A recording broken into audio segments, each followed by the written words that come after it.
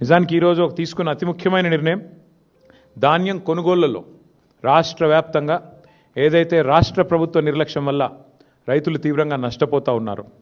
ఇవాళ దళారుల పాలైపోయింది ధాన్యం. రాష్ట్రంలో ఎక్కడా కూడా కొనుగోలు కేంద్రాలు నడవడం లేదు. సమావేశం ఏం తీర్మానం చేసింది అంటే బీఆర్ఎస్ ప్రభుత్వం ఉన్నప్పుడు ఏ రకంగానైతే ఎలాంటి ఆంక్షలు లేకుండా కొనుగోలు చేశామో, అది వరి అయితేనేమి, మొక్కజొన్న అయితేనేమి, సోయా అయితేనేమి, అదేవిధంగా జొన్నలైతేనేమి, ఇంకా ఏ పంట అయినా కూడా సంపూర్ణంగా ఎలాంటి ఆంక్షలు లేకుండా, సీలింగ్ లేకుండా ఏ రకంగానైతే కొనుగోలు చేశామో అదే రకంగా కొనుగోలు వెంటనే ప్రారంభించాలి, లేదా గ్రామ గ్రామాన బీఆర్ఎస్ పార్టీ ఉద్యమిస్తుంది రైతుల పక్షానని చెప్పి ఈ సమావేశం తీసుకున్న అతి ముఖ్యమైన తీర్మానం అది.